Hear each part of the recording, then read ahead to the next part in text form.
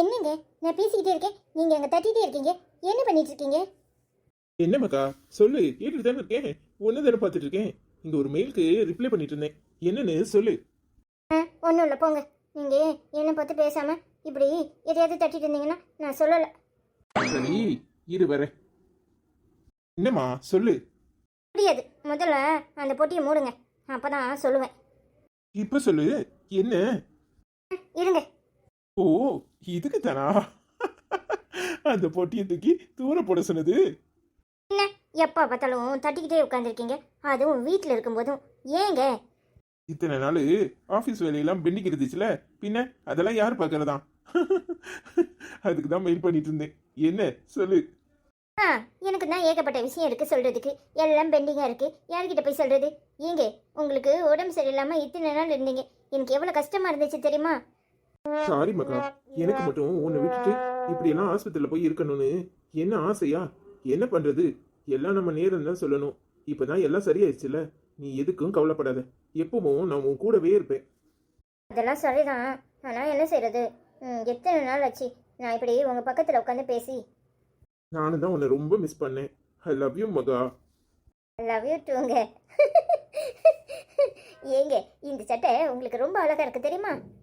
இது நீ எடுத்து கொடுத்தது தானே, பின்ன அழகா இல்லாம எப்படி இருக்கும்? எப்போ பார்த்தாலும் ஒரே கட்டம் போட்டதும் அப்புறம் ஒரே பிளைனாகவும் எடுத்து போடுறீங்க. இதில் தான் பூ போட்ட மாதிரி இருந்துச்சு, பார்க்குறதுக்கும் நல்லா இருந்துச்சு. சரி எடுங்கன்னு எடுக்க வச்சேன், ஆனால் இப்போ தானே போடுறீங்க.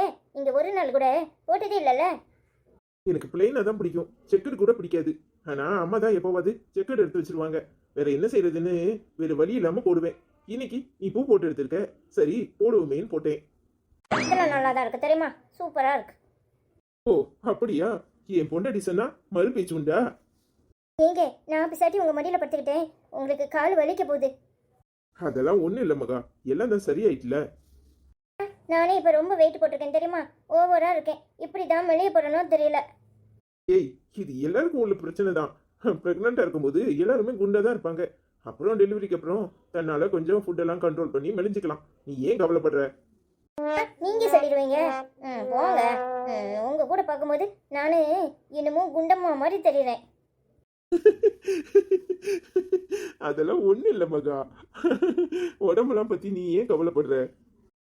அது சரிதான். மகாச்சிட்டி, மகாச்சிட்டி. பாப்பா சத்த மாதிரி இல்ல, தள்ளிக்கங்க, நான் எழும்பிக்கிறேன். பரவாயில்ல படு மகா. குழந்தை தள்ளிப்போங்க. என்ன பாப்பா, உள்ள வாங்க. சிட்டி, இந்த சேனல நீ ரொம்ப அழகா இருக்க தெரியுமா? ஓ அப்படியா? அம்மா என்ன பண்ணிட்டு இருக்காங்க? அண்ணனை பிடிச்சி வச்சு வச்சுட்டானான்னு பார்த்துட்டு இருக்காங்க தெரியுமா? அதானே பார்த்தேன், அவன் ஆளையே காணும்னே. போச்சுட்டப்பா, உனக்கு விஷயமே தெரியாது. அவன் இன்னைக்கு என்ன பண்ணிருக்கான்னு தெரியுமா? ஸ்கூல்ல சாப்பிடாம டிஃபன் பாக்ஸ் தூக்கி யாருக்கோ கொடுத்துருக்கான். அதான் அம்மா அவனை பிடிச்சி இடுக்கி சத்தம் போட்டுக்கிட்டு இருந்துச்சு, சாப்பிடாம என்னடா பண்ணுனா அப்படின்னு. அதுக்கு யாரோ சாப்பாடு கொண்டு வரலன்னு குத்துட்டேன்னு சொல்றான் தெரியுமா? நல்ல விஷயம் தானே. அம்மா சொல்லிச்சு, ஆச்சு அடிக்கடி ஜான் இப்படி தான் பண்ணுவான்னு சொல்லும், உங்க சித்தப்பா மாடியே இருக்கியாடான்னு பிடிச்சி சத்தம் போட்டுட்டு இருந்துச்சு தெரியுமா? எங்க நீங்களும் இப்படி தான் பண்ணுவீங்களா? ஆமா மகா, காலேஜ் டைம்லயும் அம்மா சாப்பாடு கொடுத்து விடுவாங்க. கேண்டீன்ல நிறைய பசங்க சாப்பிடுவாங்க, நிறைய பசங்க வெளியே போய் சாப்பிடுவாங்க, நிறைய பேர் கொண்டு வர மாட்டாங்க. அதனால ஷேர் பண்ணி சாப்பிடுவோம். ஸ்கூல் டைம்ல அப்படி இல்லை, நான் கொண்டு போறத பூரா டேவிட்க்கு கொடுத்துருவேன். அதனால அம்மா அப்படி சொல்லியிருப்பாங்க. எங்க அவர் ஸ்கூலும் உங்க கூட தான் படிச்சாரா? ஆமா, அவ இங்கே தான் படிச்சா மகா. உருண்டை, நான் நில்லு நில்லுன்னு சொன்னேன், நீ நிக்காம ஓடியாந்து இருக்க. இங்கடா அடிக்கடி ஒண்ணு என்னைய பார்த்து உருண்டைன்னு சொன்ன, கடிச்சு வச்சுருவேன். என்னத்துக்கு உருண்டைன்னு சொல்ற? நீ உருளைக்கிழங்கு மாதிரி உருண்டை உருண்டை வந்தனா உன்னைய உருண்டைன்னு தான் சொல்லுவேன். நான் நில்லுடி அம்மாக்கு பதில் சொல்லிட்டு வரேன்னு சொன்னேன், அதுக்குள்ளே ஓடியாந்து இருக்கா சித்தப்பா.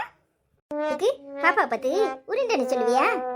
மகாச்சிட்டி, அவ மட்டும் உருண்டை இல்ல, நீயும் உருண்டை மாதிரி தான் இருக்க. ஏன் தெரியுமா? அவளுக்கும் உருண்டை பேசு, உனக்கும் உருண்டை பேசு தெரியுமா? சாரி சித்தி, சும்மா விடு, ஜாலிக்காக சொன்னேன் சரியா, கோச்சுக்காக. என்னடா சொல்லிட்டு ஜாலிக்காக சொன்னியா? அப்போ நானும் உருளைக்கிழங்கு அப்படித்தானே?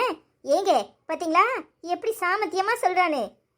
சூப்பர்டா, என்னால சொல்ல முடியல, நீ சொல்லிட்ட. ஏ இதெல்லாம் ரொம்ப ஓவரு. சொல்லிட்டு வெக்கமால என்ன சொன்னது கண்ணன்னு சிட்டியும் சொல்லியிருக்கியா? போடுட, இன்னைக்கு அப்பா கிட்ட எப்படி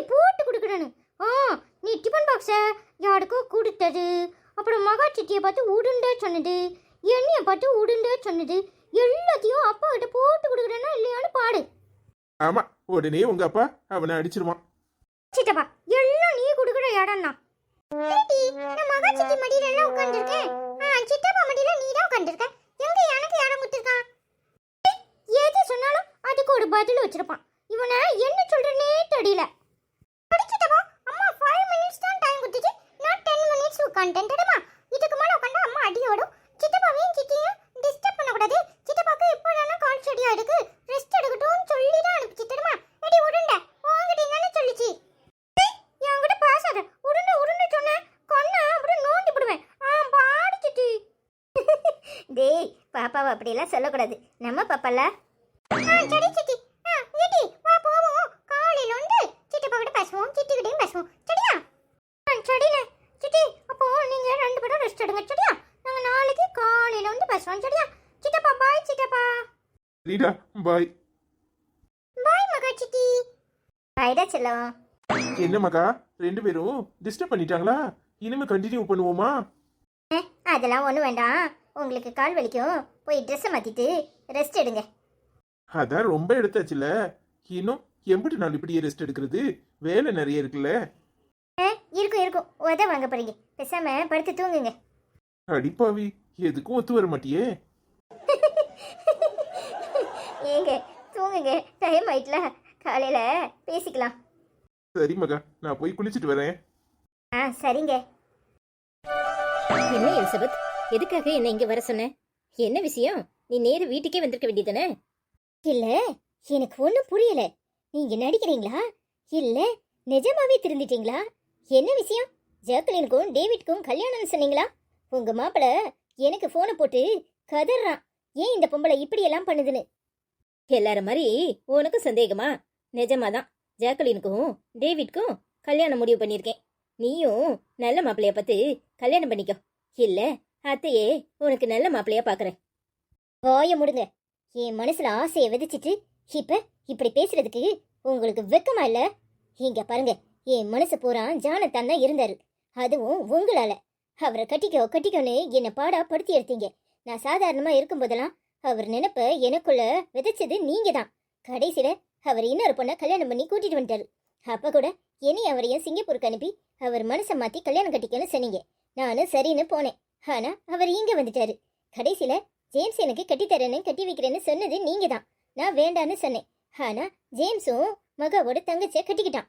இன்னைக்கு என்ன அனாதைய தெருவுல விட்டுட்டு இப்ப வேற கல்யாணம் பண்ணிக்க சொல்றீங்க? எப்படி முடியும்? எப்படி முடியும்? நான் உங்க வீட்டு மருமகளாகிறத யாராலையும் தடுக்க முடியாது. நான் எல்லாம் பண்ணந்தான், இல்லன்னு சொல்லலையே. அன்னைக்கு என் பிள்ளைங்க இப்படி எல்லாம் கல்யாணம் கட்டிக்கிட்டாங்களேன்னு எனக்குள்ள வருத்தம்.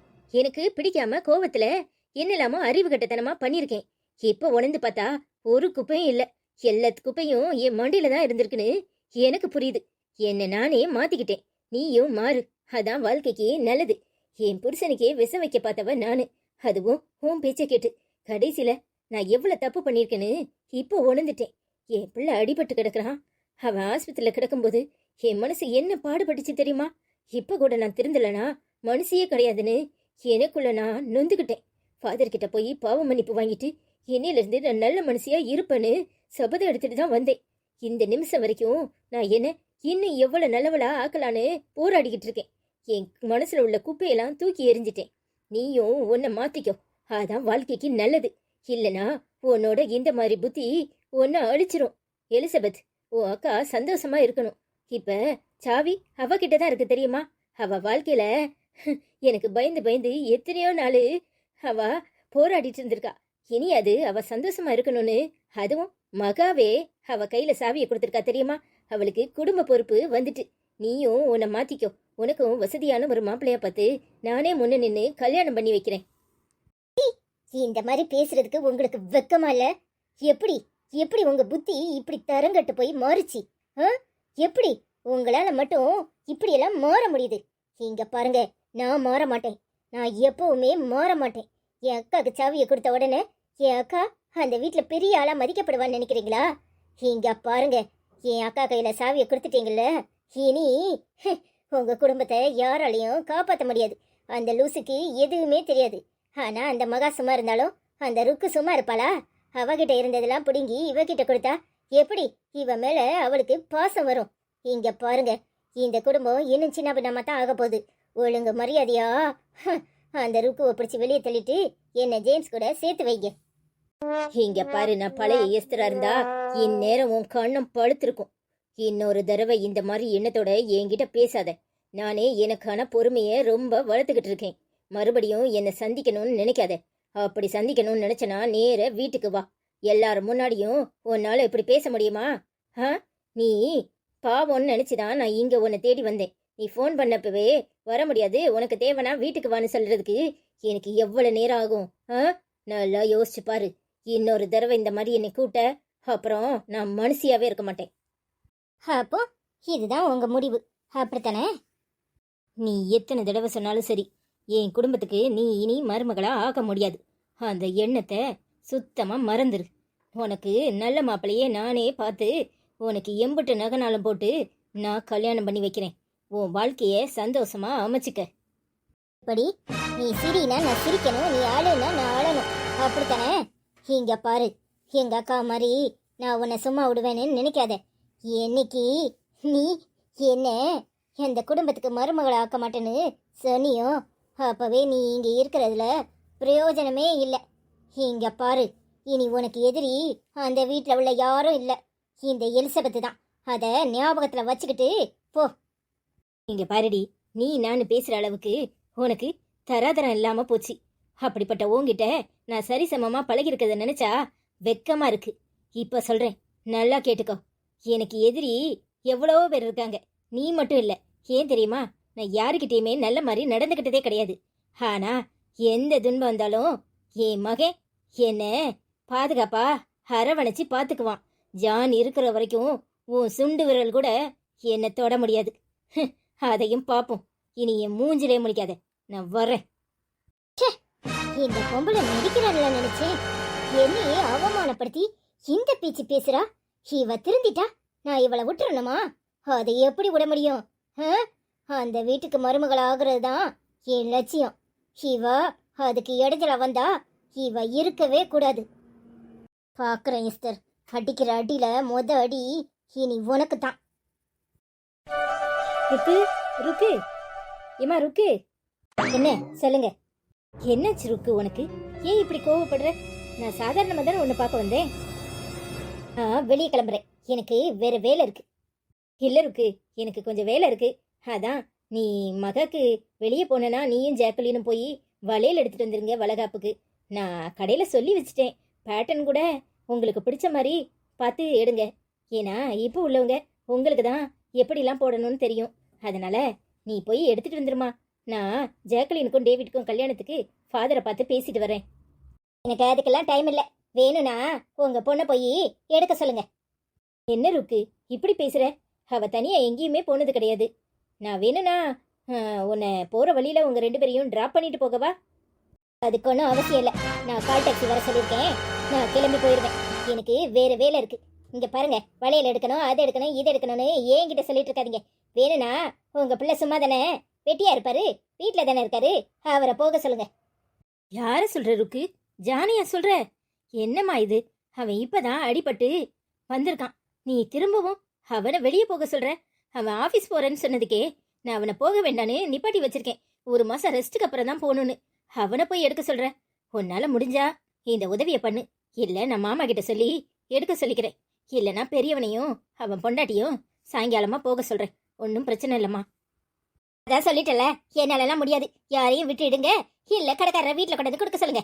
இங்க பாருங்க, இந்த மாதிரி என்கிட்ட வேலை சொல்ற வேலையெல்லாம் வச்சுக்காதீங்க. மன்னிச்சிரு ருக்கு, நான் உன்கிட்ட வேலை சொன்னது தப்புதான். மன்னிச்சிருமா.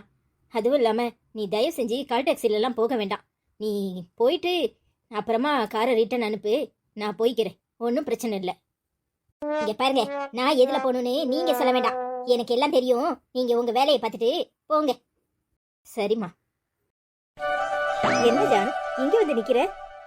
ஏமா இப்படி எல்லார்கிட்டயும் அவமானப்படணுமா? இது தேவையாமா?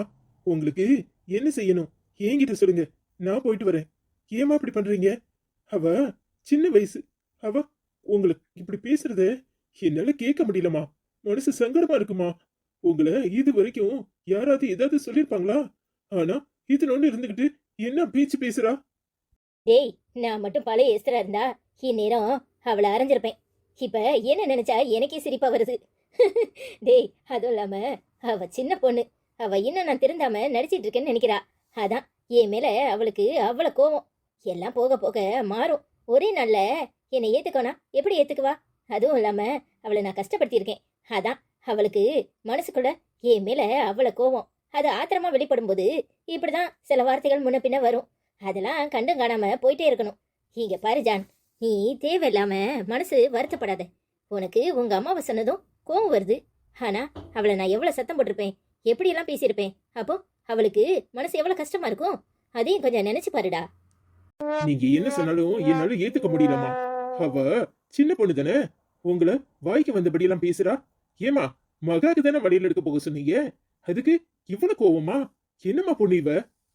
டேய், அதான் சொன்னல, அவ இன்னும் என்ன நம்பல. அதான் அவளுக்கு இவ்வளவு கோவம் வருது. அதெல்லாம் பெருசுப்படுத்தாத, விடுடா. இத போய் மகா கிட்ட சொல்லிட்டு இருக்காத, அவ மனசு சங்கடப்படும். போங்கம்மா, நீங்க என்ன சொன்னாலும் சரி, எனக்கு ஆத்திரமா வருது. ஜேம்ஸுக்கு மட்டும் தெரிஞ்சா அவளை அரைஞ்சிருவான்.